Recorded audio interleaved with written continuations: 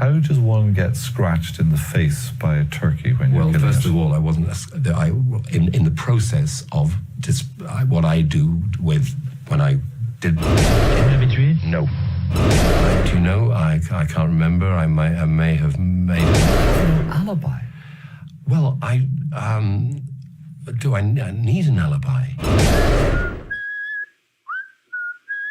Hey, it's Dr. Phil here. If you're smart, you will subscribe to the Behavior Panel. All right. You ready? Good. Here we go. I'm Scott Rouse. I'm a body language expert and analyst, and I train law enforcement in the military in interrogation and body language. And I created the #1 online body language course, bodylanguagetactics.com, with Greg Hartley. Mark? I'm Mark Bogdan. I'm an expert in human behavior and body language. I help people all over the world to stand out, win trust, and gain credibility every time they communicate, including some of the leaders of the G7. Chase. Hey, I'm Chase Hughes. Did 20 years in the U.S. military. I'm #1 best-selling author of 4 books on behavior profiling, body language analysis, persuasion, and influence. I train intelligence operatives and to the general public. You can find out more about those courses at chasehughes.com. Greg? Greg Hartley, former Army interrogator, interrogation instructor, resistance to interrogation instructor, written 10 books on body language and behavior, put together this #1 body language tactics at bodylanguagetactics.com course with Scott, and I spend most of my time on Wall Street or corporate America. Excellent. All right. Well, today we're going to talk about a guy named Ian Bailey. And Ian is accused of murdering a woman in Ireland. And I think he's been found guilty in absentia, from what I understand. But as we go through these, here's what's happening. Here's what's going to go on. We're going to show you videos, and we're going to tell you what we see in the behavior we're showing in those videos. That's all we're doing. We don't care if this guy is innocent. We don't care if this guy is guilty. We could not possibly care less, and we don't know. So we're just telling you what we see in this guy's body language. That's it. We're not saying he's guilty or innocent or he did or didn't do it. So that's what we got. So Greg, give us a little background on the videos. Yeah, so there's several out right now. So if you were to go to Netflix, there's one called Sophie. If you go to Sky, there's one called Murder at the Cottage. There was also another one on Irish TV. So there are there's a lot of interest in this case. The woman was named Sophie Toscan Duplantier, I believe, and she was a film producer out of France.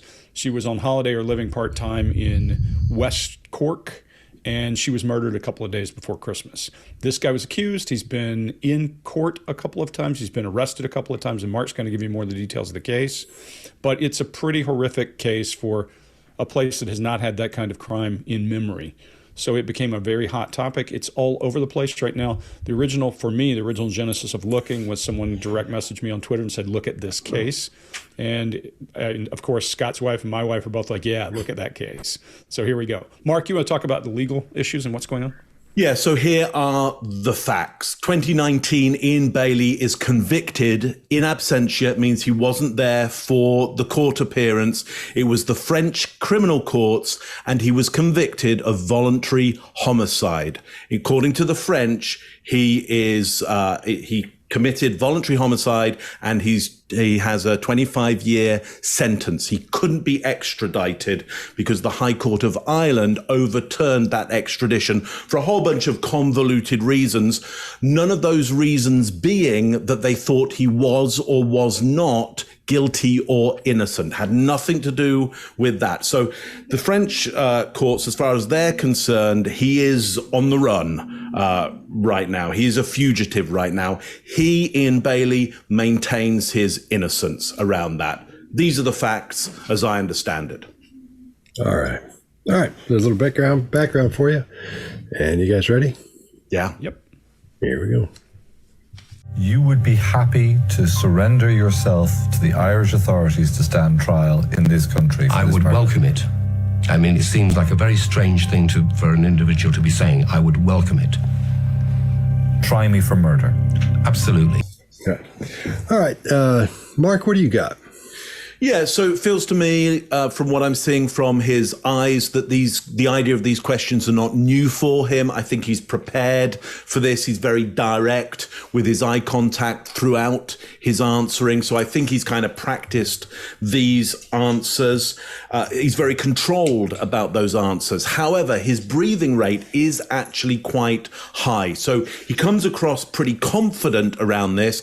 Breathing says to me there's a little edge of anxiety, a little edge of nerves, almost panic around this. Now, confident around welcoming some kind of trial. I don't know whether you've spent any time in a court. Certainly, I've spent some time in courts. You want to avoid them at all costs. There's nothing nice about it. There's nothing good about being in a court, I would say. So that he's welcoming this idea of, hey, you know, put me up for murder, I'll go for it. It's kind of an odd stance to take, I would say. So it feels very confident. Breathing pattern says something else, and he's got an odd attitude about going to court, I would say, inviting it in. I don't quite get that. Chase, what do you got for me? Totally agree with you, Mark. And one of the things that we see that deviates from his baseline, and there are some great video of truthful baseline of him on the internet, which I reviewed today. One of the things that deviates a lot is immediate mouth closure after a statement.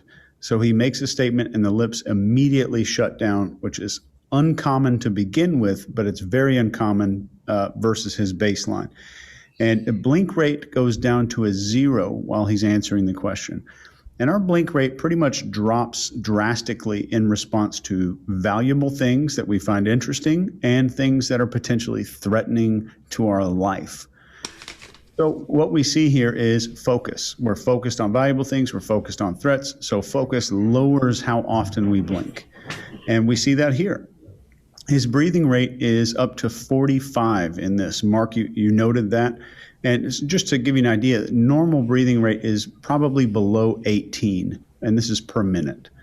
And he's breathing into his chest, not his abdomen. If you ever watch a baby sleeping, you'll see the belly that rises and falls, any human sleeping, because that's what we do when we're relaxed, when we know that there's not a potential threat. Granted, of course, there's somebody questioning him. If somebody questioning me for a murder that I didn't do, I would still feel stressed. So please keep that in mind. And he had a small head shake. And this is different than a negation versus confirmation head shake. So when someone says, I loved working there, I didn't take any of that money. So they know that they're going to finish with a negation. But when it's just a positive statement with a no head shake, that becomes a red flag for me. The right side upward shoulder creep toward the end there, I thought that was interesting. It's only a 2 according to my research on the behavioral table of elements. But that's just kind of, I think, this part of the body protecting an artery, which is a sign of potential fear there. His score, according to the behavioral table of elements, is an 18, and you need a score of 11 or higher to be likely deceptive. Greg, what do you got? So I'm going to go a little differently, but all the same things you guys said, how they all tie together. First of all, this guy's self-aggrandizing is my guess. Mark, he's saying, yeah, I would welcome it. And people don't usually do that. When we think about Maslow says we need to belong and then we create esteem. Well, this guy's trying to create esteem by saying people wouldn't usually do that. It has nothing to do with whether he's guilty or innocent. It simply says, look at me. Here's who I am. I can see it in him. I can see it in his face.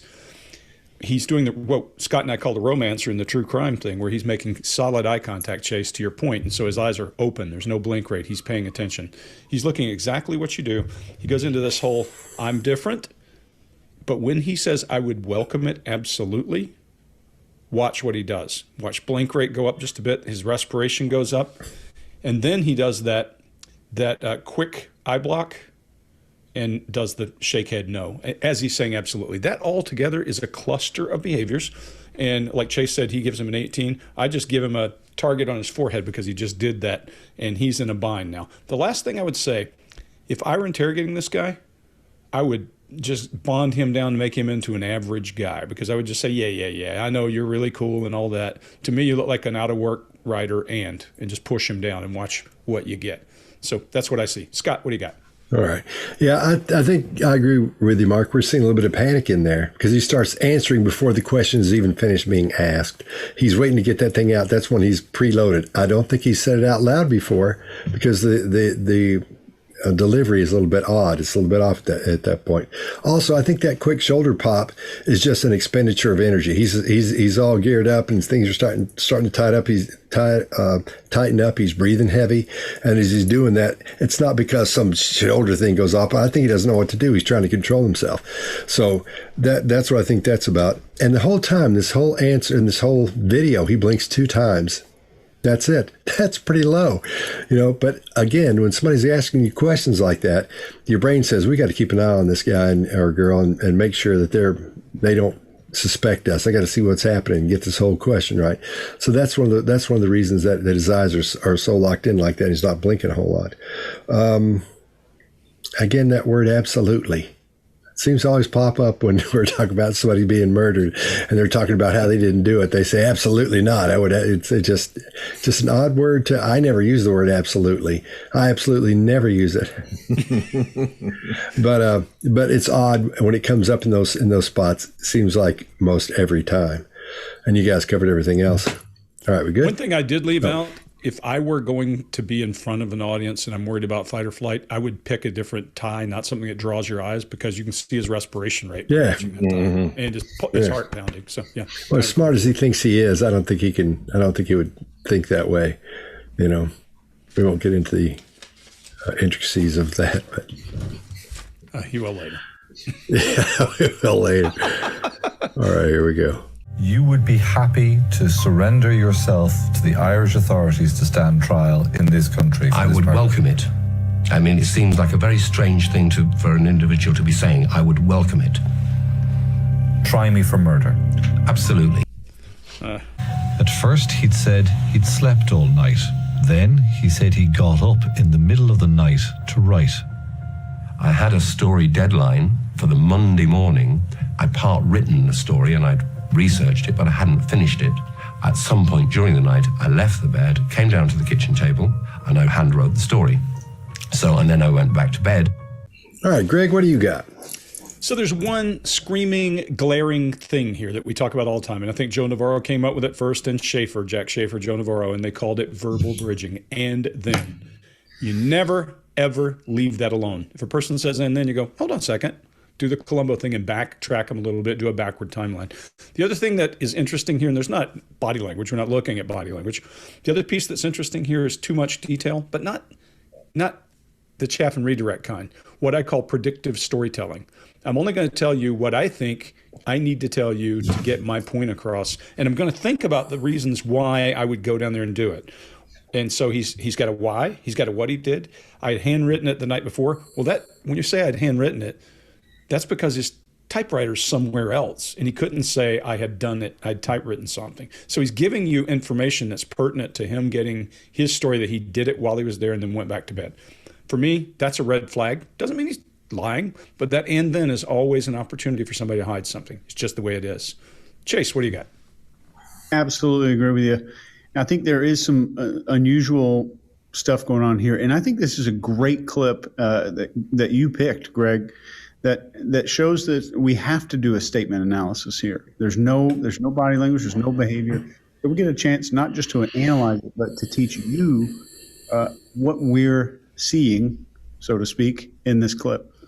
I think when he says, at some point, I left the bed, no one, even weird English people like Mark, would say, I left the bed. We would say, I got out of bed. I got out of bed. Left the bed is a statement you would expect to hear from a witness, from another person. And that is an unusual thing. We're hearing something that belongs to another person or that is desired to be said by another person. And this suggests an alibi creation. And he's telling it from another POV a little bit. And in all likelihood, it was, I slept through the night, then it was, I got up for 30 minutes, and then it was, I think, well over 9 hours that he was missing. So that's interesting. And there's hiding some time in there, just like Greg said. Absolutely agree with you there. It's just did this, and then I went back to bed. Scott? Yeah, I think the verbal bridging there is a, like you were saying, Greg, classic, man. I mean, that's great. That should be used in examples. To give that as an example, that it's perfect. It's perfect because if you say, so you went, even if you talk to someone who's been stealing candy from a store, your kid or somebody else, you say, so what'd you do? Well, I didn't do it. It wasn't me. I was at the potato chips and went over to the batteries. And then after that, I went over to the candy thing. I looked at it and then we left. Really? So there's so many and thens, all these little places where you go back and you say, like you were saying earlier, Greg, we call this micro interrogations, little micro interviews. You get into that and then you talk about everything that happened between when this happened and then that happened, that little bridge of stuff right there. This one is incredible. And it's so, when you smell and you know it, this is one that tells you that automatically. That's that gut feeling you get. You say, something's not right here. That's one of those triggers that fire that off. So that's all I'll say about it. You guys covered most of it. Mark, what do you got? Yeah, so once you've gone through that verbal bridging as well, you get a vocal click at the end of it, a little sound from him, which always suggests to me there's some stress, there's some pressure, there's some kind of problem with what was just said there. Also, I think he tries to put some stress on Monday morning in order to kind of bridge and take us right through to Monday morning. I think there's a stressful idea around, kind of saying there's a deadline involved. So let's really just brush over that, because the important thing is the article I was writing for Monday morning. Now, because he puts stress on that word Monday morning, we get something of an accent from him, a very different accent. And we get in the Monday part of it, we get his northern accent coming out, north of England accent coming out. Now, hang on to that idea, because it's important, because later on we're going to hear some accent changes from him. And that's kind of interesting, I would suggest, from personality point of view, of what's the kind of person we may well have here who moves from accent to accent. What kind of person might we have with those kind of behaviors? But really, great catch there on the bridging there. Click there just puts the icing on the cake for me. There we go. Yeah. I think this is another reason we should have Peter Hyde on here as a guest one time. I think so too. Can you imagine? That would be great. Oh. He would have, this would be perfect for him. Think all we'd learn from that guy. Yeah. So. Love to have him anyway. It'd be great. Yeah. Let's reach out to him. At first he'd said he'd slept all night. Then he said he got up in the middle of the night to write. I had a story deadline for the Monday morning. I'd part written the story and I'd researched it, but I hadn't finished it. At some point during the night, I left the bed, came down to the kitchen table, and I hand wrote the story. And then I went back to bed. Okay. How does one get scratched in the face by a turkey when you're killing it? Well, first of all, I wasn't in the process of what I do when I did do the turkeys in, as it were. I put their feet into a little loop and hung them from a hook in the shed. And in doing so, as I was trying to get the feet into the hook, one of the feet just sort of glanced across the top of my head, but that was not on my face. It was in my hairline, and it wasn't a particularly, it was a light scratch. Yeah, man.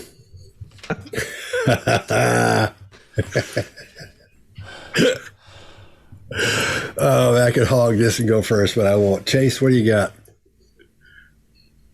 I'm just gonna cover these briefly. So I'll say one thing that we see here is a deviation from baseline like crazy. And I'm gonna give you a list of everything that's changed. I'm not gonna tell you what it means. I'll let these guys do it.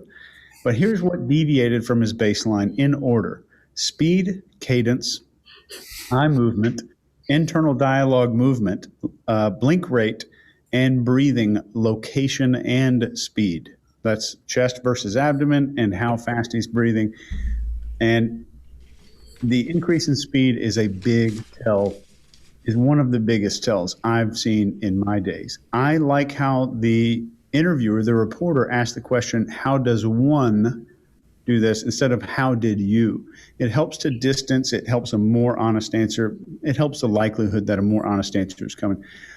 I'm going to pass it around to everybody here. What's one question or tactic that you would have used in this scenario or any of these scenarios? I would have personally liked to do the punishment question towards the end of this, of what do you think should happen to the person that did this? Especially to his personality type, I think it would respond really well. Scott, what would you say? I would be quiet right after that. As soon as he finished that, I would just keep looking at him and just keep waiting and waiting and waiting. Chase, I didn't write the words down. I was getting ready to write all the words out. And Amber said, "What are you doing?" I said, "I'm writing all the words." She said, "Chase is going to do that." So he didn't do it. You got it. Oh, yeah, good. Chase. I was waiting for you to read them because you usually come on with it. And I've written down exactly, here's what he said. And you go off for the words. So I didn't do it because I was informed that you'd be doing it. Anyway, Greg, what do you got? Yeah. So number one, Mike, I'm you. I'd be silent. I would wait and he does, because we'll see it in the next segment. But I will say those turkeys can be rough. You never know. So I'm gonna go ahead and hop into mine, I guess, and then we'll just go around. Yeah. Yeah, okay, man. So cadence. First thing I have on there is cadence. This is a guy who prides himself on use of language. He stood and delivered poetry in the pub, even if people didn't want to hear it. So his spoken language is his art. His ability to use language is his art. And it suddenly goes away, and he turns into what I call worm on a griddle. If you turn off the sound and watch him, he's doing all kinds of crazy stuff, like he's glitching. And he points to his head. He illustrates 3 times to his head to get the point across. But he goes up to his hairline. Don't have one. But if you watch him, he goes away from that carefully metered language, and then he starts going just all over the place. And the reason is because he goes into what I always refer to as cat brain. He's now in a bind. He now has all those stress hormones dumped in, and his brain is editing faster than he can speak. And so he gets in a real bind. If you watch, the thing that causes him the most pain is trying to avoid the word kill. When he tries to avoid the word kill, you're going to see all kinds of stuff break loose in him. And then finally, as he's telling you the story, he shakes his head no and turns away. If you listen then, you'll hear a pause for after he says, after I did the turkeys in, he pauses and inhales heavily. So there you go. Watch him. He's a mess. Did I make my dancing got to you? This is the worm on a griddle dancing. Oh my God, dude, what happened? Oh God, Jason, because you were starting, it started me going. You almost got me. I was trying not to think of it, and then I thought of someone making it into a GIF. Doesn't bother me. I was thinking about how I'm going to put it at the end of this thing. You know how I have that little short thing, and then it has somebody doing something? Yeah. That's Wouldn't right. that be funny? That's All right, Mark, what do you got? Yeah, so it is a beautiful question, and it's so beautiful in the Irish accent as well. How does one get scratched by a turkey? Just a beautiful, beautiful thing. And what does he come up with? It's a word salad and a gesture stew to go with it, because everything is so very indirect, both in his gestures and his words. And when he does become direct, then his gestures become repetitious. But to your point, Greg, of 3 times he goes through his head. Once he's got something direct, he's like, let me show you 3 times about that. So it's a complete mess. Yeah, I think, to your idea there, Chase, of what are good questions in this situation, I think you can, as the guys are saying, you can go have no question at all, go silent and let them say even more, or ask them for more detail. I might go, so what kind of knot do you use when you're hanging up the turkeys? And then again, find out again, so I can see whether I can get that panicked state again. Tell me more about the turkeys. Go more in depth to see, to just increase the rate of panic and the gymnastics that the brain is clearly having to do. And at then some point, give them an easy question to answer. which is the one that you really want the information on, because the brain in a panic, once it gets something to hang on to, then it might just start delivering stuff it didn't think it was going to deliver to you. That's what I got for you on that one. All right. Well, you remember the way back in the 30s and 40s, those black and white films where they'd have some guy come in and they've thrown a bunch of marbles on the floor and he gets from point A to point B, but he's doing all this stuff like Greg was doing to get from here to there. That's what's happening with this guy when he's telling his story in that. He gets ahead of himself. He gets back behind himself. He's trying to balance it. He's trying to think, what I say? I know I'm always focusing on this, but this is another case of him having the idea of what happened in his head without saying it out loud first. Perfect example of that. So apparently, he's thought of this, but hadn't really actually put it out into the world yet. So, all right, we good? Yeah. How does one get scratched in the face by a turkey when you're killing first it? of all, I wasn't. In the process of what I do with when I did do the turkeys in, as it were, I put their feet into a little loop and hung them from a hook in the shed. And in doing so, as I was trying to get the feet into one of the feet just sort of glanced across the top of my head, but that was not on my face. It was in my hairline, and it wasn't a particularly, it was a light scratch. If, though, you got the scratches when you say you did before she was murdered, why then did nobody in the galley pub that night notice those scratches? Well, because I had a long sleeve shirt. All right, Mark, what do you got? Yeah, I'll just give you one on this. When he says long sleeve shirt, well, I had a long sleeve shirt. He does disgust at the same time. I would suggest that's him smelling his own lie there, smelling his own deceit. I will leave it at that. Scott, what do you got? All right. In 2014, I called Greg and I said, hey, man, I just talked to this guy that reminds me of a lizard. The whole time I talked to him, he looked just like this guy does for about 6 seconds, where he's just sitting there looking. He's almost freeze framed. And when he blinks, it's just that slow shutter speed of a blink. And it reminds me of, this is the most non-blinking guy I've ever seen in my life. Throughout this whole thing, there's not a whole lot of blinking. And theoretically, there should be a whole lot more, and there are some parts. But during this, there's not a lot of blinking going on. But it reminds me of a lizard, the way lizards look. And that first thing out of the gate there, where he's sticking his tongue in his mouth, that really weird-looking thing, that's what reminded me of that. You remember that phone call when I called you, Greg, and said, hey, man, I think I just talked to a human lizard. This is just really abnormal behavior for a normal human or a normal person. This is odd all the way around. And he's frozen because he's waiting again to hear that question, make sure he gets all the information. Again, he jumps the gun a little bit on this guy.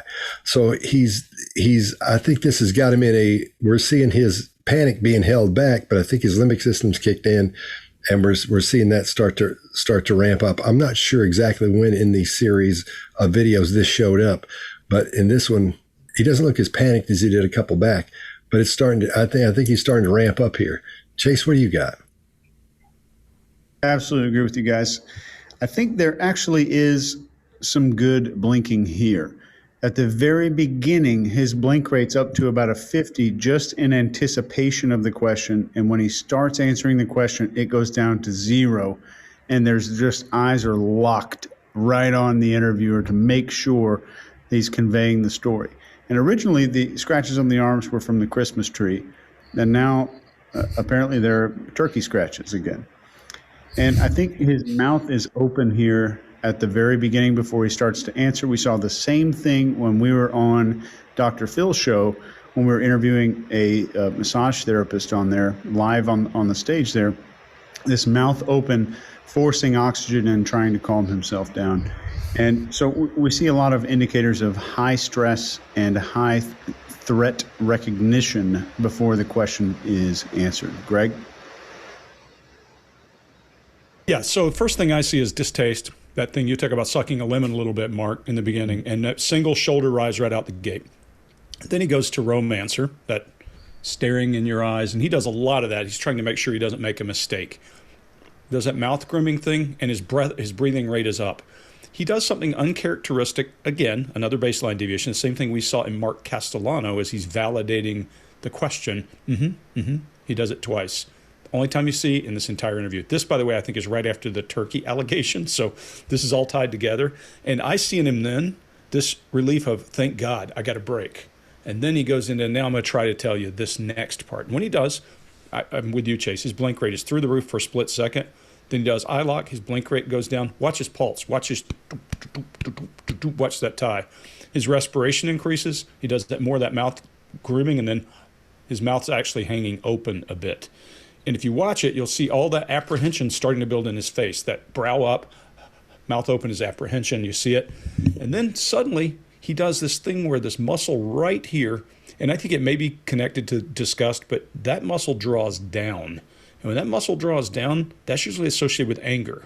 And I think of immediately, if you poked on him, you might get him to come unbuckled right here. If you started poking on his story even more, because that drawdown in that brow is a good indicator that he's feeling a little frustrated at the moment. And the disgust is probably part of that. That's what I got. If, though, you got the scratches when you say you did before she was murdered, why then did nobody in the galley pub that night notice those scratches? Well, because I had a long sleeve shirt. Cool. All right, let's move. If they had evidence, I wouldn't be here talking to you. I wouldn't have been released. Yeah. Well, I know I'm innocent. I have nothing to do with this killing. Did you kill? Vous l'avez tué? No. I can't tell if they've cut his volume off, the volume of the guy asking questions at that point. Can you guys tell when he does that extra nod? I couldn't. Yeah, I couldn't. Oh, I presumed it is an extra nod that he's putting in.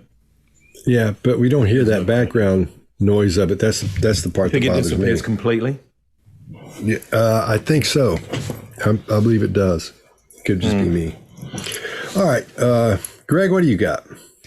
So I'm not going to put a lot here. When I say I'm innocent, I probably don't string along extra words. That's distancing from the answer. In interrogation, that's a red flag. And we would say, why did you say, I know I am innocent? Nope, I'm innocent. That's all there is. I had nothing to do with it. More words that string you out. He's eye locked the entire time. Now, that might just be who he is. He's intense. I read, everything else. Red said he was really an intense person. He does a little nod at no, but I'm not sure that's not an emphatic, and that's all there is. It's not really a head nod like this as much as an emphatic. You guys may see something different. And then he does this whole pushing, kind of washing your hands move in there. So what's going on in his head? Don't know. Just looks like I would poke on him because he's distancing from the answer, and that would be my approach. Scott, what do you got? All right. If you're asked that question, you're going to say more than no. It's not going to be no. And you're probably going to go, and most of the time the head shake starts this before you say no. Because as they're asking, you start no, because you're thinking about that question. Just like someone's paying attention when you're asking them a question and they're guilty of something, you focus on that and you're listening to all of it and you start that head shake no before they finish asking the question and you answer. In this case, he waits and he says no. Now that can be an affirming no. I agree there. And the second one, we were just talking about how the volume may be off on that. We can't tell that he said no and then did that again. The guy may have asked him something extra. We can't really tell on that. But I think we're seeing a pattern here of the only emotion we've really seen so far, and I agree with you, Greg, is anger. So, and that combination of anger and just a little bit of panic in there. But here we see no brow movement, no eyebrow movement, nothing like that. And they're always seen as the one thing. And this delivery of, it's not monotone, but it's just odd. It just sounds odd. And we're not seeing emotion where we should be seeing emotion. And that's another thing that sets off red flags for me. And that's where you start digging in, trying to get that emotion out of and see what's in there. Or if you can flip them on that, because when they're doing that, they've got a wall up and you've got a while to get through there and to get to be able to touch them real good and get them working around without that wall up. In other words, to break the wall down and break through that. I think we're looking at this point, I'm gonna say it because I've seen all the videos, but we're looking at a malignant narcissist here, and that's malignant is different than like a regular old narcissist. You know, you have different levels of them. This is what I call a clinical narcissist. You have the malignant narcissist, which is right up next to scooch on in there to psychopathy, because they can be dangerous. They can be really volatile, and but I don't think this guy's a psychopath, but I'd put all my chips on malignant narcissist at this point. Chase, what do you got? I agree with everybody here. And I think that, Greg, your comment about I know I'm innocent is a very different comment than I am innocent. Those are two very different things. I can know something and it not be true. And I can feel like I know something and it not be true.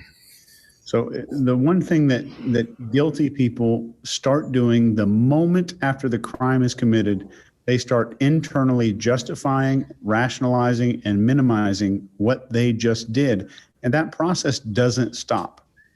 So it gets easier and easier to think back to the day that it happened as time passes by. It's a continuous reprocessing that crime as a justified thing.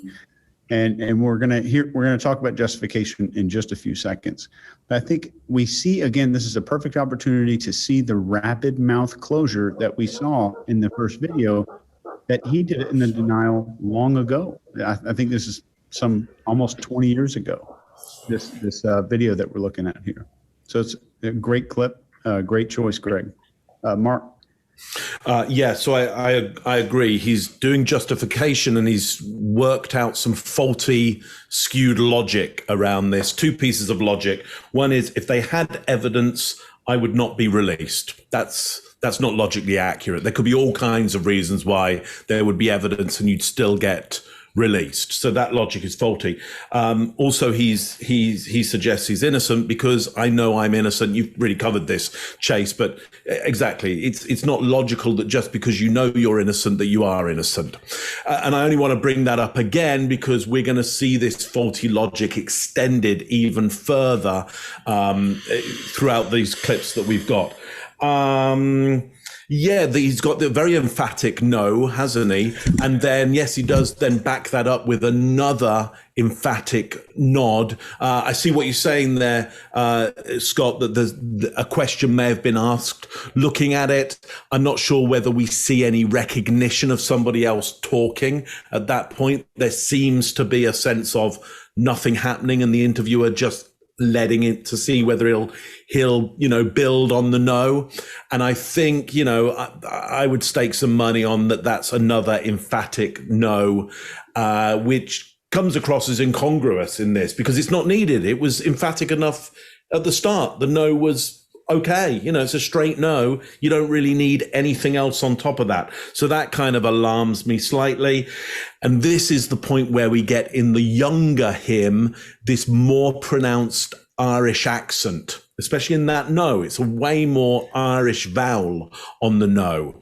So we've got somebody who is Northern English here, born there. We've got this older version of him, which has quite a let's just say middle class standard received pronunciation English with some Northern vowels when under stress. And here in the earlier version of him, we got a more Irish accented version. So we've got somebody who's quite happy to change their accent as to the situation. Now, we know all of us kind of do that now and again for all kinds of social situations, but this is under stress and pressure. There might be a sense of we've got somebody who's performing a role. Which one is him? Who's he trying to perform? What's he trying to perform for? What is the result he's trying to get from these different accents? I don't quite know the answers to that, but it's notable and it's interesting that that's what he seems to be doing from my point of view. That's all I got on that one. All right. Let me add something to this. And Greg, you may want to add to it as well. This week in the comments, we got a whole lot of people saying, you're teaching people how to lie. You're telling them what to look out for and stuff. No, we're not. Well, there's a lot of stuff we're not saying, just so you know. We're not telling you everything we know on here. There are a lot of things that we would never say. Chase just sounds like he's getting all technical up in there, but I promise you he's not telling you anything that we shouldn't be telling.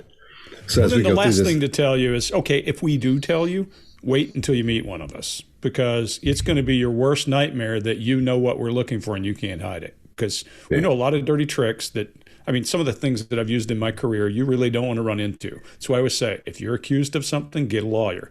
And if you're innocent, especially if you're innocent, get a lawyer. Because this is not what you think it is. We're not teaching people to get away from the police. Trust us. Yeah. They know a lot. That's the last thing we want.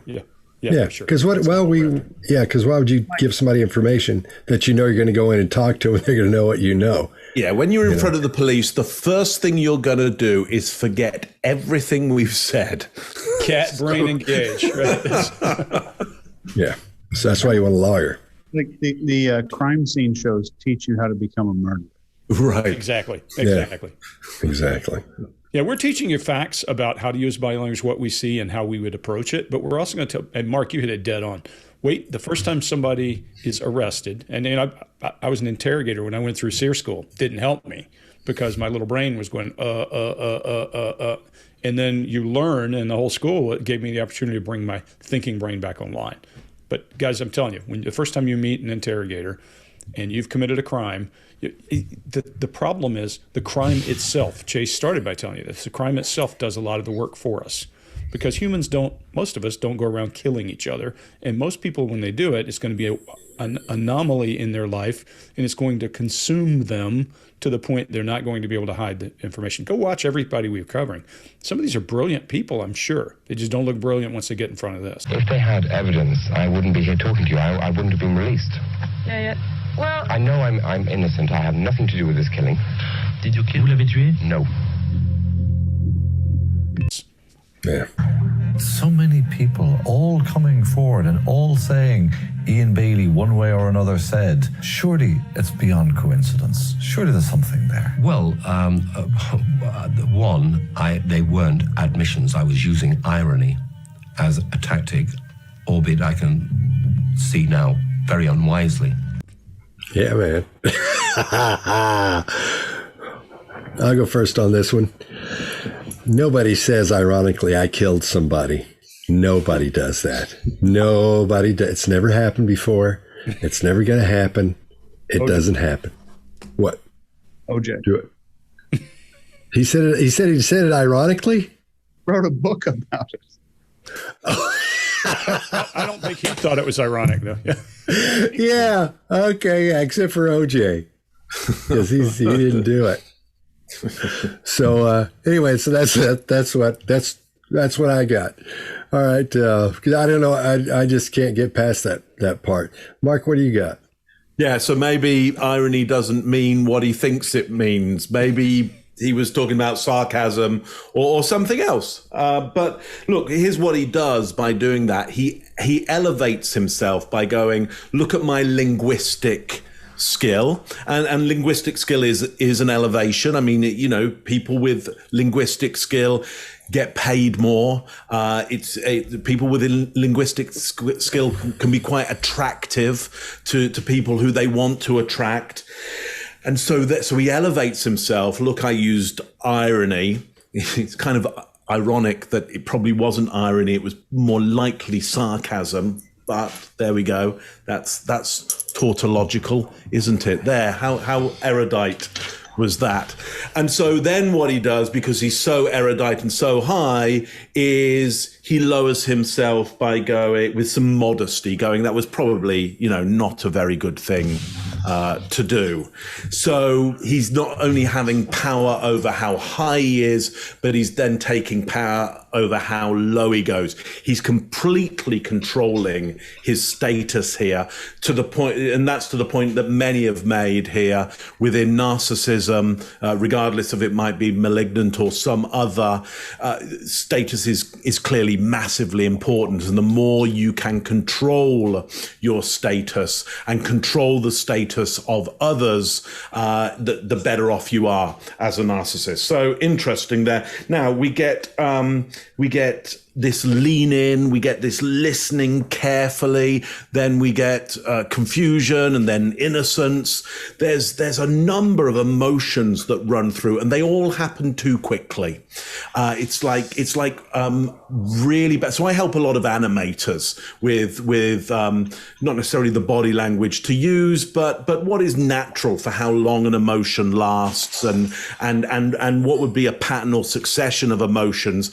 And in bad animation, mainly stuff happens too short. Too many things happen for too short amount of time, and you get these kind of animated things that kind of wobble around and do lots of kind of stuff, and the animator feels like they've really captured the essence of a human being real, but actually it just looks like nonsense and weird, because we as human beings are trying to conserve energy all the time. So we're trying to do the very least to get away with being alive. He's doing the very most possible in order to get away with being alive, which means for me, I'm thinking he's trying to get away with something. He's trying to get away with something on purpose. He's acting, he's performing a role here badly because he did too many things too fast.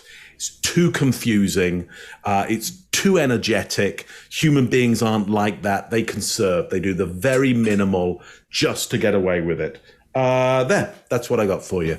And Greg, what do you got? So we're on the same page. I will say, let's first start. Maybe he was listening to Alanis Morissette to define his irony. So we'll start there. But then the next part is from the side. If you'll look at him, you'll see his chin is down and his respiration's pretty high when this thing first starts. But this is a tripwire for this guy. He's prepared for this question, and watch him. No other place do I see amusement in his face than this one. This is a chance to talk about how smart he is and to go down that path. His blink rate begins to pick up, but then he goes to eye lock, his eyes open, and he's showing genuine interest. Remember, I always talk about energy, direction, and focus. His energy is high, his direction is external, and his focus is sharp, which means he's interested. You see him paying really close attention. He's hanging on his every word until he gives him the chance to answer the question. And when he gives him the chance to answer the question, then he goes down this whole path about, well, here's what I'm after. Here's what happened. It was irony. He's trying to show you again how, Mark, to your whole point about language and education and all of that. And I think the amusement comes from, look, I'm smarter than you thought I was. And it's self-amusement. You can see that little light in his eyes and that kind of light up face. And then if I've ever seen anything that I automatically thought might be Duper's delight, that might be it right there. And this guy is arrogant, and I see that jump off there. When he's doing it, look at that forehead. Look at that billboard. When people ask me, what's the difference in a quick brow rise and request for approval? I'm telling you something and holding my forehead up, that's request for approval. I'm waiting for you to give me the answer. I can hear it in his mind. These people, he said this to somebody else in a different interview. Maybe they just weren't accustomed to dealing a man like me with a certain amount of education. That sure bleeds out all over him here. So then what you do is you realize he's falling for his own press. He's starting to believe that he's this or that or this or that. And we know that narcissism comes from self-loathing, but you aggrandize to cover up all that. So you'd have to go after him and take that down. I'll leave mine at that. And Chase, what do you got? Yeah, I'll just really quickly paraphrase what this thing really says. He says, yeah, when I told all those people that I killed her and I was the one that committed the crime, and I used those words as tactics, that was probably a bad idea. That's a summary of what was just said. And if you've ever watched a cartoon, pull from Mark a little bit, every villain in every cartoon has one thing in common, that the lighting is shown from one side of the face only. They always, even in non-cartoons, have lighting from the side, lighting from the top, lighting from the bottom. And I think it's interesting that there was some choice was made to light him from only one side, where he almost looks two-faced in this video here. And Greg, I'm trying to think of something where I can pull Alanis Morissette in here, but I can't. But I will say, when you're talking about Greg and how he's locked in to identify, what is this a threat? Am I being threatened or not? If you dressed up in like a gorilla costume and snuck into your own house, think about that look your dog's going to give you while it's trying to trying to size you up. It's exactly the same look as when you're pulling open a bag of Cheetos. It's just a really sharp focus to analyze exactly what's going on and assess the situation. Threat and value. Those two things, very important to all of us animals. And I'll leave it at that. Awesome. Good. Mark, I got a feeling you're going to be the other end of the little jiggly dance. Yeah. I like the Cheetos reference. I hope you really like it. So many people all coming forward and all saying Ian Bailey, one way or another, said, surely it's beyond coincidence. Surely there's something there. Well, they weren't admissions. I was using irony as a tactic, albeit I can see now very unwisely. I do really like it. Violence, you can't really contest that, can you? No, but it has to be taken in context. Is there a context for domestic violence? Well, there was in my case because I was irresponsible with alcohol. I was irresponsible with whiskey. This guy. All right, Greg, what do you got? Yes, I'm not going to beat this one to death, not to steal the wrong words, but what I would say is I would take this guy to a pub and let's see if his logic, here's some more of that particular kind of logic. Does his logic hold up when a bunch of pub boys start beating the hell out of him? Because that's abuse of alcohol, and so they beat him. That's a good, reasonable excuse. This is a way to say, look, and it's trading guilt. You always hear me saying trading guilt. Well, yeah, I was a drunk.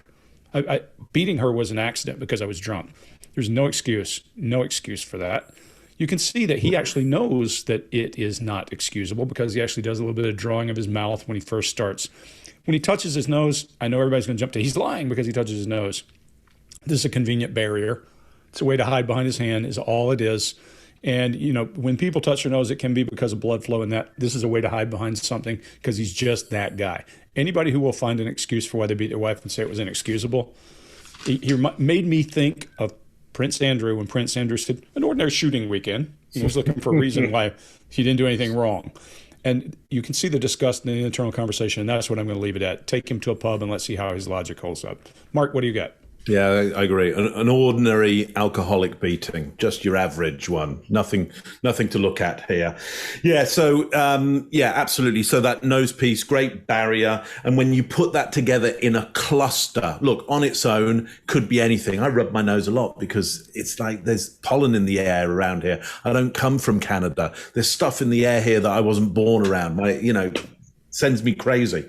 So rubbing my nose is actually part of my baseline here in Canada. But for him, it doesn't seem part of his baseline. We haven't seen it elsewhere. We're not seeing the whole of his life here. It's just a video, some video clips, but we haven't seen it before anywhere else. And if we put that together with the blink rate that happens there, the disgust that we see as well, there's what I think is some internal dialogue as well. He's thinking about what he's talking about while he says it.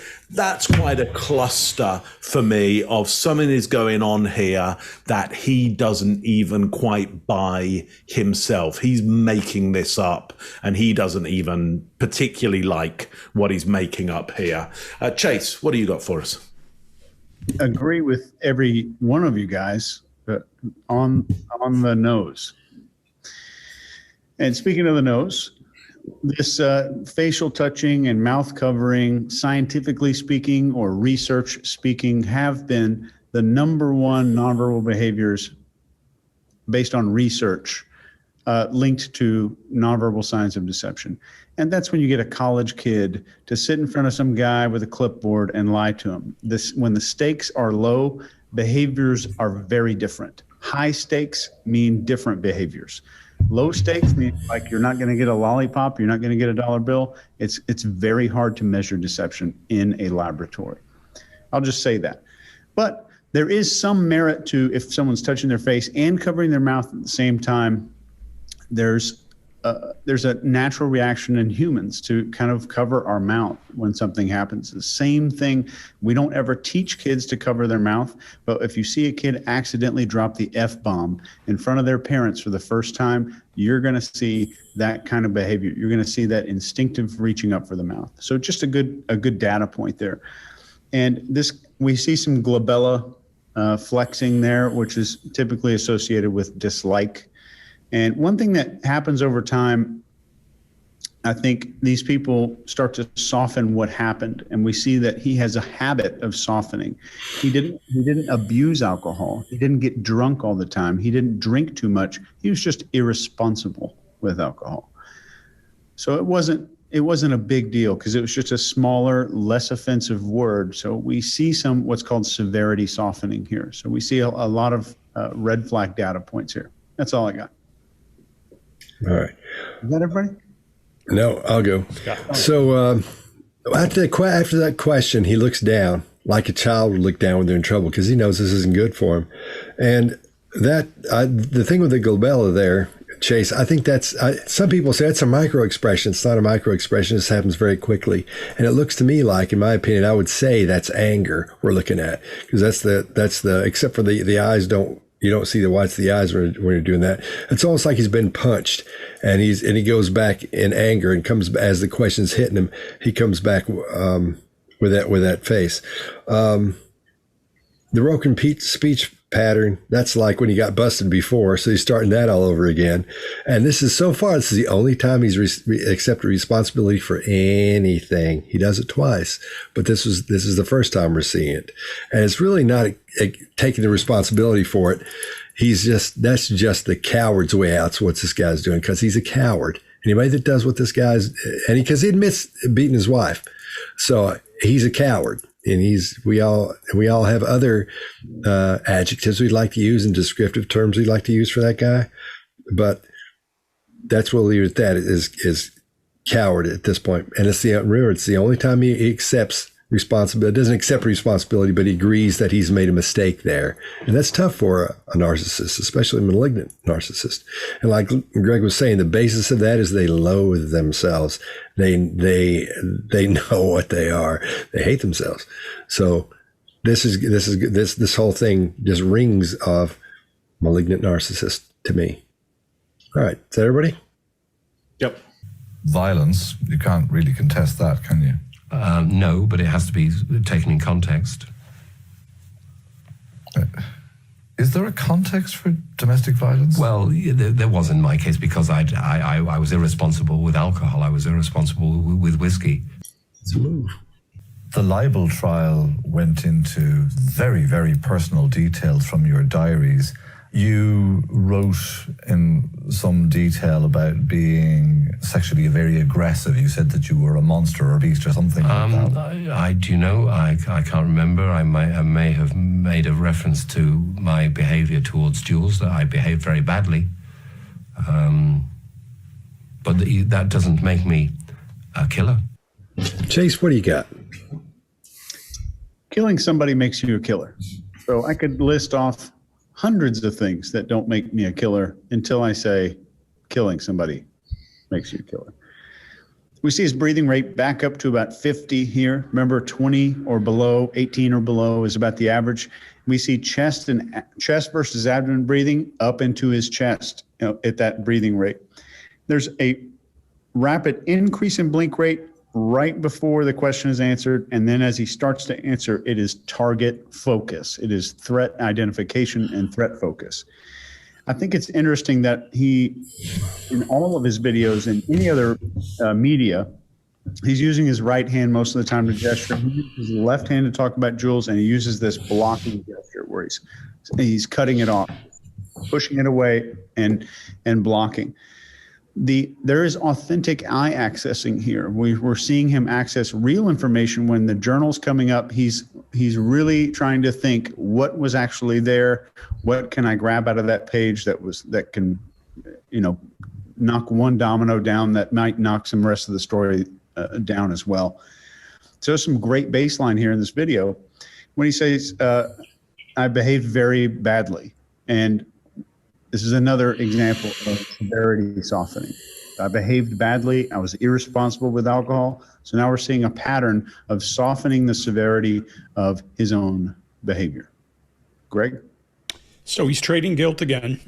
He's trying to find a reason. He says, I was very bad to Jules. That's another trading guilt. So just because he says, I didn't do this doesn't make it true. To your point, Chase. If you listen, now I'm going to back up after I say this. The last thing he says is it doesn't make me a killer. That's a pause. There's a negative. I mean, that's negative in the way he speaks, because everything else he's done is like this. His cadence is flowing, or you might get into that glitchy all over the place thing. It's the first time he's done a pause just before he says a killer. Interesting, because if I were accused of a criminal thing, I wouldn't want to put that pause ahead of it and draw attention to that word. Watch his shoulders. They're moving constantly when he's talking. His eye accessing cues, you're dead on, Chase. He does 2 eye accessing cues. More importantly, when he says in your journal, he gets concerned in his forehead. Once you make an accusation, then I would be like, okay, I'm confused. But he hasn't made any accusation. So the timing of that crazy little face thing is before he said anything. And then he goes away from where he normally goes. He goes to his right and starts rifling through, what did I say in my journal that's going to be a problem? And then once he brings up what he said, then he goes back to his left and he looks at the ledger and figures out what's there. So you're seeing 2 different behaviors. One that is, if you're trying to find a person's baseline, this guy's going over here all the time. And suddenly he goes over here. There's something different going on in his head. Now, can we say exactly what? No, but we can say something is varying there. And so we want to know why. Then when he's breaking that eye contact, it's because he's actually thinking. People can break eye contact for a number of reasons. The 1,000-yard stare a lot of military guys get, that's not the same thing. But this guy's rifling through his head, and you can't miss it. When he comes back to his left, and then he starts to illustrate, and he uses his hands. And he uses the one thing we always say is the easiest to fight. I can't remember.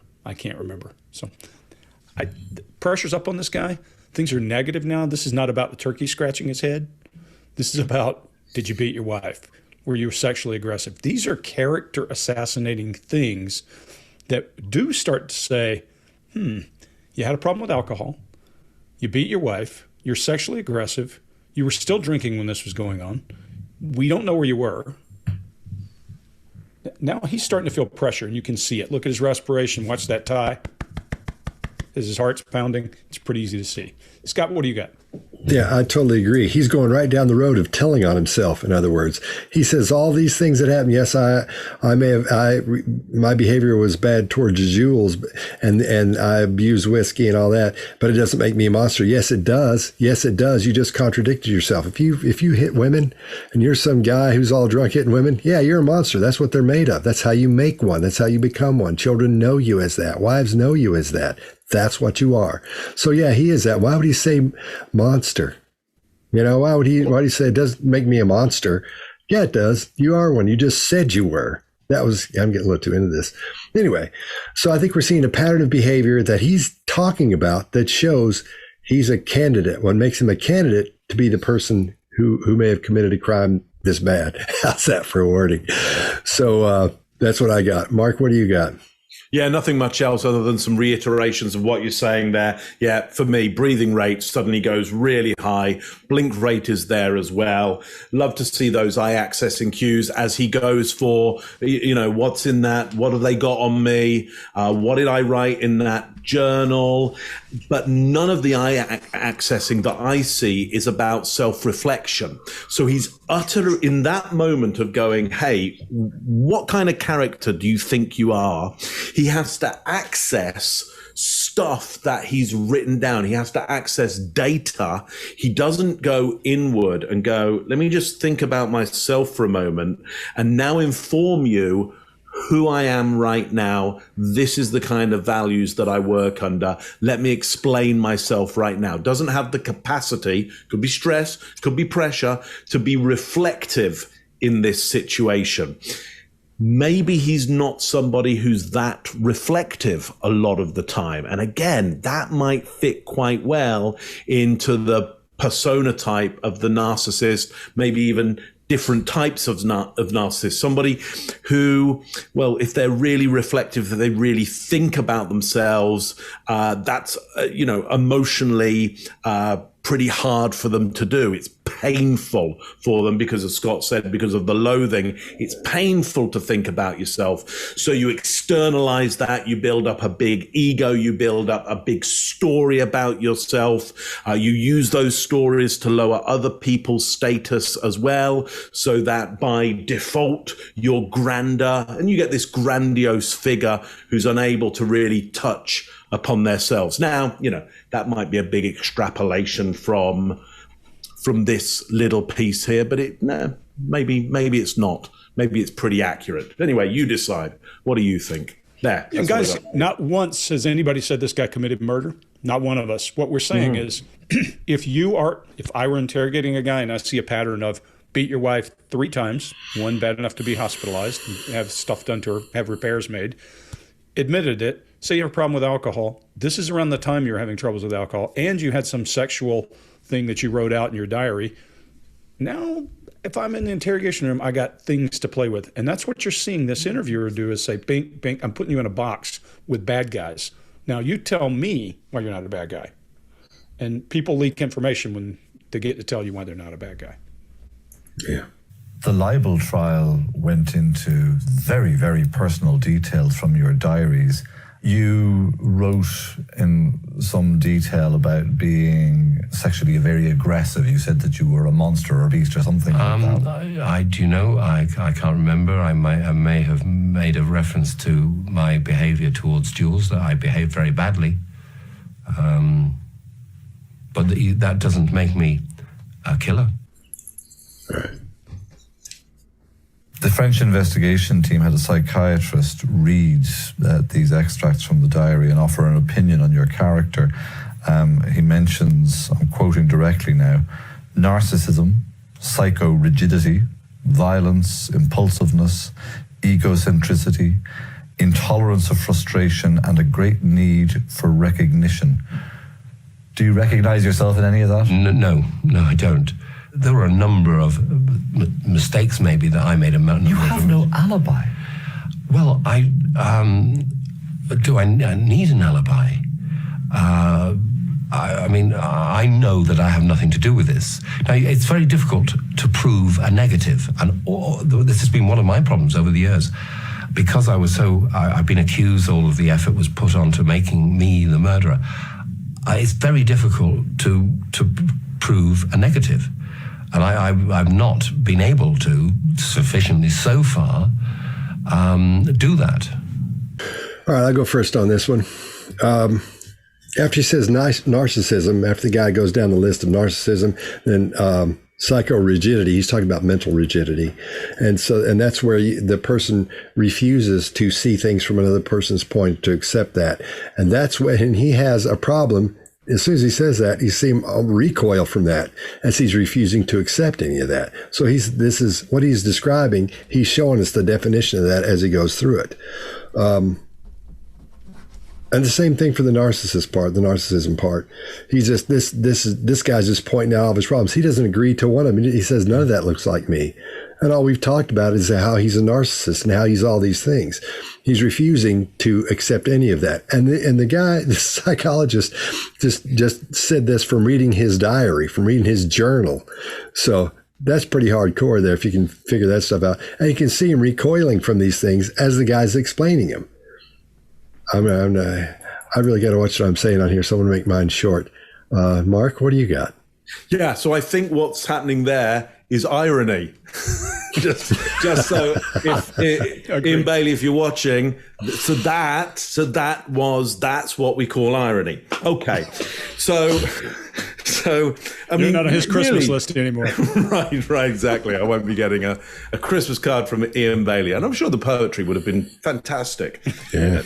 And the thoughts beautiful.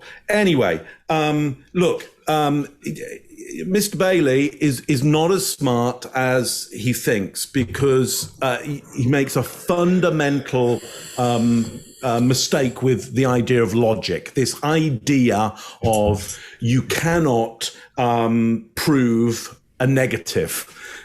Absolutely. Absolutely, you can. Here, let me do it. Okay. I assert that unicorns do not exist. Okay. Let me prove that negative. There is no record of unicorns in fossils. No record at all. Okay. So therefore, now you could go back, hey, Mark, are fossils really real? And are they? Well, no, you see, you don't have to.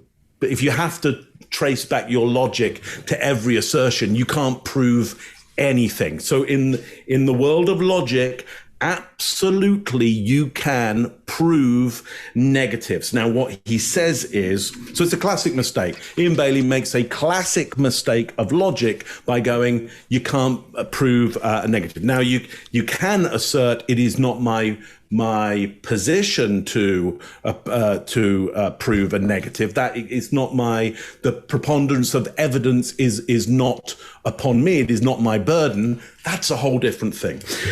Okay, he says I've not been able to sufficiently do so far. He's not been able to disprove. So it's a double negative. He creates his own positive assertion that logically he did it by doing a double negative. So I'm not saying Ian Bailey did anything. But in this, logically, Ian Bailey is saying that he did it because he does a double negative around this murder. That is actually what they call logic. Now, that's not how courts work. So just so you know, courts don't tend to use that kind of logic. But that's my little piece for you there. Or maybe I was just being sarcastic with all of that. I don't know. I don't know. Chase, what do you got? We've gone from unicorns to cartoons to Alanis Morissette in the course of 15 minutes. I like it. And I think his drive to feel significant is stronger than his internal narcissism. I think he has an unusual case of narcissistic behavior here. I won't say narcissism. I'm not a clinician. I'm not making a diagnosis. But in narcissism, I want you to just to view narcissism as an empty file labeled personality and identity. And a narcissist can't fill that file themselves. Other people have to put data into that file. So that's where the narcissist will go and collect personality data from other people. And I think a classic narcissist, where Scott's referring to malignant narcissist, which I agree with, non-diagnostically, I'll just say that for legal purposes. A classic narcissist would probably have left the city a long time ago because the data getting fed into the personality and identity folder is going to be negative. They will start to believe it before too long. So I think when he's saying, I made a number of mistakes, maybe we see more severity softening. And there's even an appeal for approval there. There's some eyebrow flash to the interviewer here. And he says, I know that I have nothing to do with this. Have present tense, nothing to do with this. And that's probably correct, present tense. Maybe that's correct to him in the present tense. And we've already beat that to death. And what people say, I know that I'm innocent. I know that I didn't do this. I know that I have nothing to do with this. All very similar. I'll just leave it at that. Greg? Yeah, so I love the irony here. Mark, to your whole point, the thing he gets most disappointed about, and he might not even know what it means, is the psychorigidity, I think is what they called it. I call it rigid behavior. And when he does that, he immediately pushes back. Scott and I were laughing about, yeah, no, I'm not rigid. I love that behavior. There's some irony there. It's a great one. Some of the best fight or flight you're ever going to see in your life is right here. And it's sustained. It's been here long enough that around his eyes are getting dry and his eyes are starting to sag more. His mouth needs wetting. So all that mucous membranes are drying out and you're seeing the benefit of fight or flight. Does that mean he killed anybody? No, it means that he is stressed around this point. Then he actually has shock, just a minor version of shock when they bring up the psychiatrist. Like, that's admissible? They're going to talk about my health records or whatever he perceives it to be. And then when they go into the rigidity thing, he gets really upset. If you watch, he also does One of my favorites, not the chained elephant, but the rock. He's got a rock rate, not a sway rate. It's starting. Stress has got him. That's a self-comforting thing. And then he says one of the stupidest things I've ever heard in my life. Do I need an alibi? Well, apparently in France, it would have been nice to have. When you're accused of murder, an alibi is a key element of how you get out of that. Not having one is kind of dumb. And then he goes into this next big thing. And Mark, I think what we're seeing when he starts down the negative, no way to prove a negative, I think Robert Barnes would disagree, probably. A whole bunch of attorneys who make a lot of money disproving the negative work wonders. But he goes into chaff and redirect, and that's all it is. It's poor me, self-pity, chaff, redirect, chaff, redirect. Does that mean he killed her? No. But it does mean his logic is broken, and I think he's starting, even he can see a little bit in the mirror right here that things are starting to pile up on him. Now, does that mean he killed her? Again, no. But it surely has a lot of stupid things there. Alibi, fight or flight. Biggest pushback is around rigidity. It just finds this one's the most amusing one we've done in a while. That's what I got. The French investigation team had a psychiatrist read these extracts from the diary and offer an opinion on your character. He mentions, I'm quoting directly now, narcissism, psycho-rigidity, violence, impulsiveness, egocentricity, intolerance of frustration, and a great need for recognition. Do you recognize yourself in any of that? No, I don't. There were a number of mistakes maybe that I made. You have no alibi. Well, do I need an alibi? I mean, I know that I have nothing to do with this. Now, it's very difficult to prove a negative, and this has been one of my problems over the years. Because I've been accused, all of the effort was put onto making me the murderer. It's very difficult to prove a negative. And I've not been able to sufficiently so far do that. Great. I gave a sample of hair. I had hair pulled from as did my partner, and we gave it on the basis that in Sophie's hand had been found hair. My view was this, take my DNA, test it against the DNA you found, and you will find it isn't mine. Would you be happy to submit your DNA now again in 2017? I don't have to. I'm not being asked to, but in principle, I wouldn't have an objection. There's our boy. Wow. How'd I get my foot out of this trap? Yeah, no kidding. Hey, Chase, what were you going to say about the bingo card? Yeah, Greg just did a couple of chaff and redirects. So if you downloaded the behavioral panel bingo card from our community board and you are playing bingo, let us know and send us a picture of it at hashtag the behavior panel anywhere on social media. We'd love to see it, and it definitely makes our day when we see that stuff. Yeah. All right, Greg, you want to go first?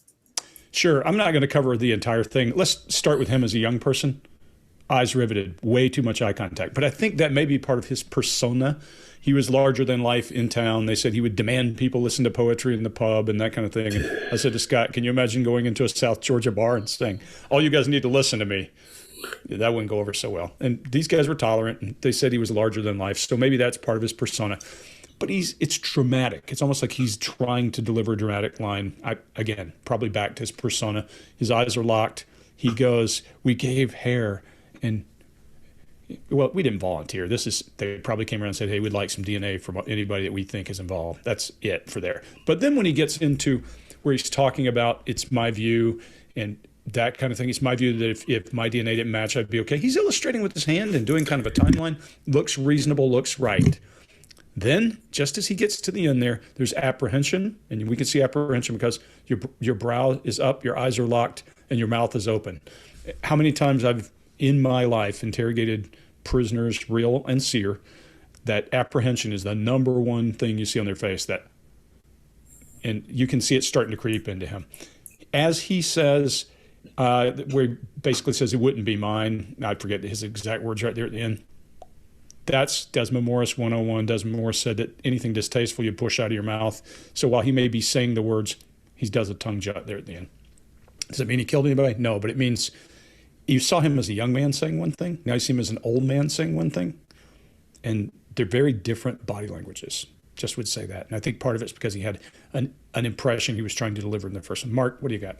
Yeah, just one thing. He says, in principle, I would not have an objection. In principle, there's no objection to redelivering the DNA. Doesn't talk anything about what would happen in reality. So principles are different from if the actual cop turned up and said, give me the hair sample, give me the swab from the mouth.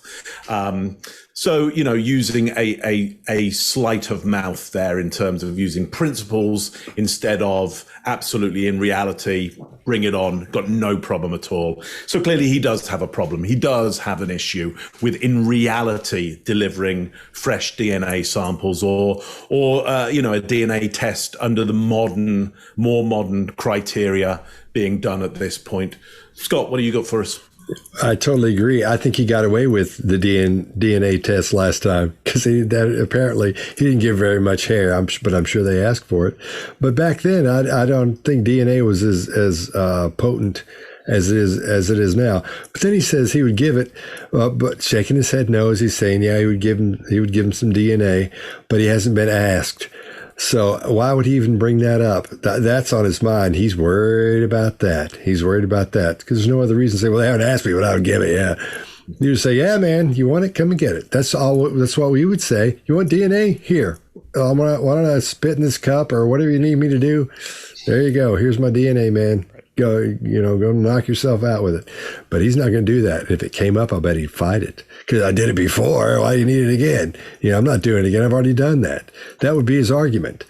And we're seeing the old behavior compared with the new behavior is fascinating because we're not seeing any emotions at all in the old behavior like we saw before in the old behavior. Nothing's there. But in this behavior, we're seeing a whole lot comparatively with that. So whether he's aged and become more mature with his emotions and be able to share his emotions with people, or whatever the situation is, he's a lot more animated now than he used to be.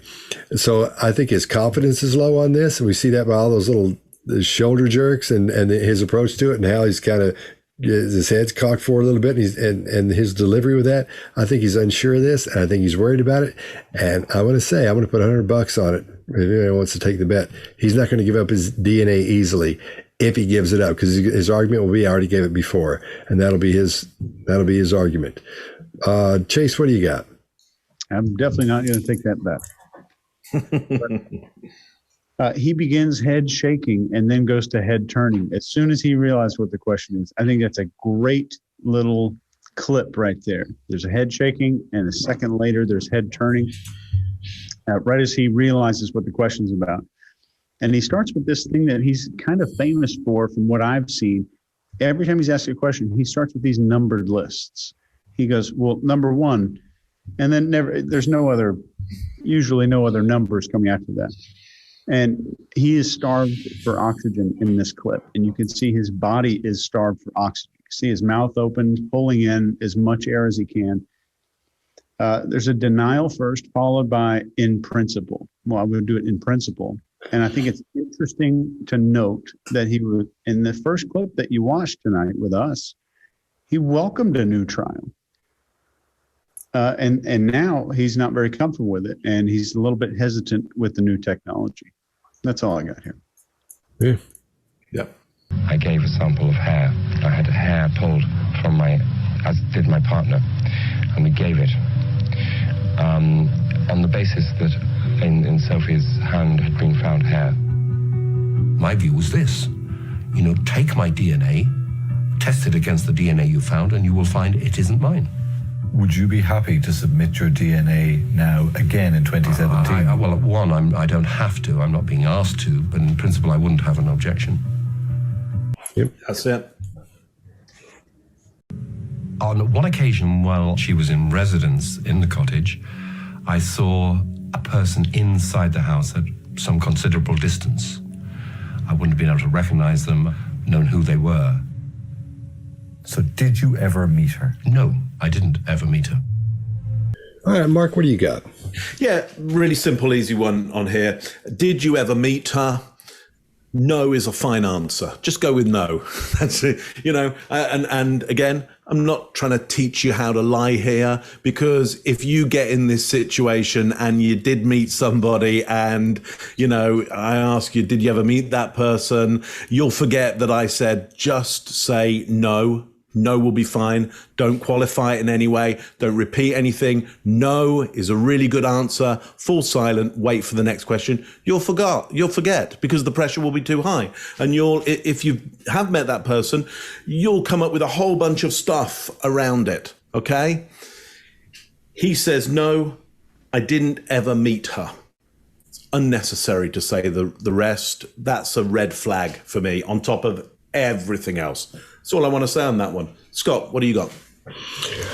I think you pretty much covered all that for me. I mean, when he says no, that's all you got to say. I agree with all that. I can't add anything else to that. I don't know what else can add. I know Greg's dying. You got something over there, Greg. What do you got? I have a couple of things. So, number one, the biggest illustrator we've seen is I saw her from a distance. He's distancing himself on a grand scale like nothing else he's done in this entire thing. Not a big deal, except it's different in different matters. That's what we call baseline, right? If I suddenly do something dramatic, then it means something. Could it just be emphatic? Sure, but he's not saying anything emphatic at that point. The other thing is he's got a request for approval, that forehead's up, and his chin is down. We usually think when somebody's chin drops, they're protecting their throat. When they're protecting their throat, it's out of shame, guilt, or negative emotions. We also think that when you're asking for approval and your head's up, just go back, watch freeze the video when he pauses at that last second. There's so much going on there that you can't miss that something's changed him. His body even looks smaller. So here, I would say, I would poke on this a little bit more and say, when you say from a distance you saw her inside the house, how'd you see her? What does she look like? Where was she at in the house? I would ask all kinds of questions here because I think then you're going to get him to kind of come unbuckled a little bit. Even because people incriminate, whether he killed her or not, people incriminate themselves as to some past behaviors with certain words. And if you keep poking, that's a sweater. You're going to pull on that string and it's going to come out. But that request for approval with his chin down and that emphatic push out. Oh, by the way, this, when he's saying no, could be a, hey, I've been prepared for this question and here it is. All these pieces together, I would certainly give him a little more scrutiny and attention. Chase, what do you got? Yeah, my first note here is this is the question he's been preparing for. Yep. And my second one is distancing verbal and nonverbal behavior. I saw her from a really big distance and I saw someone inside the house. Made sure it's inside the house. So it couldn't have been me. I saw a person that couldn't have been me because they were inside the house. And I wouldn't have been able to recognize them. Not I didn't recognize them, not I couldn't recognize them. If it was an imaginary scenario, that's when a person would say, I would not have been able to recognize them because that's assuming that it didn't happen. I wouldn't have been able to recognize them. Or I wasn't would be a truthful answer. And right there's an immediate flash to internal dialogue. The eyes go down. There is no hesitation, what we interrogators would call latency, like the end of a question, the beginning of a response. And his baseline suggests that he would shake his head and offer a simple, not a compound answer. So this compound answer is different from most of his baseline behavior. And that's all I got. Excellent. On one occasion, while she was in residence in the cottage, I saw a person inside the house at some considerable distance. I wouldn't have been able to recognize them, known who they were. So did you ever meet her? No, I didn't ever meet her. All right. Well, why don't we kind of throw it around the room and see what we got? We'll start with Mark, go to Chase, and then Greg. So, Mark, what do you got? Yeah, I just think he has a basic misunderstanding of what irony might be. And so, for that reason alone, I don't quite trust him. That's all I'll say about that. Chase, what do you got? I think we see a lot of deception indicators here.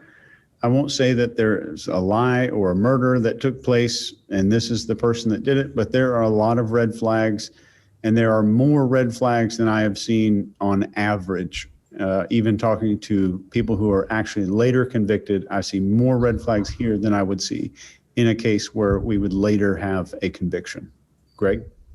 So, number one, famous Irish poets who don't understand irony.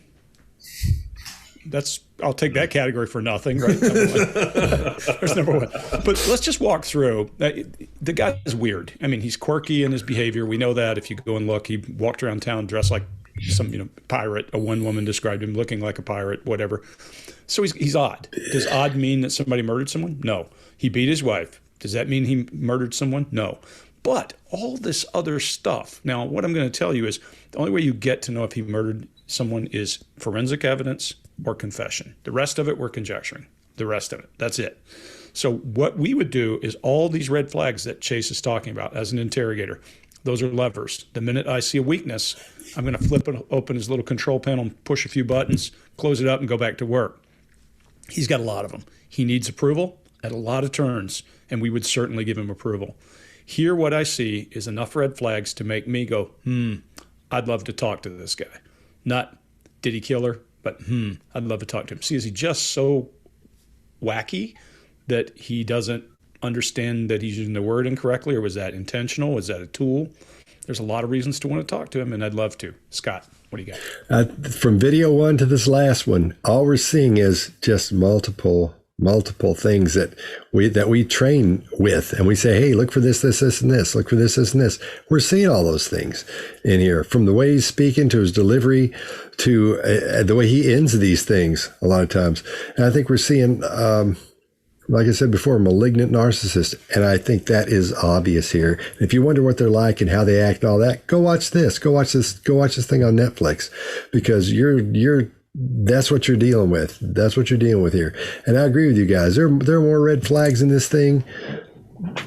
Yeah, it's unbelievable. It's just like 1, 2, 3. If we had a little ding ding sound every time it happened, you couldn't hear the guy talk. There'd be so many things going on. So yeah, I agree with you. What are you gonna say, Greg? Go back and compare him to Castellano. Many more red flags than Castellano had even. Yep. Yeah. And you know what? We bunch. should remember that the French criminal court say that he did commit murder. Yeah. So, there's that. I don't know, but they seem to know. Yeah, they seem to believe it. So there you have And the psychologist who's read his journals seems to know he has some disorders. So. All right, fellas. Well, that was another good one. Yeah. And I'll see you next time, and we'll watch, right after this, we'll watch Greg jump around.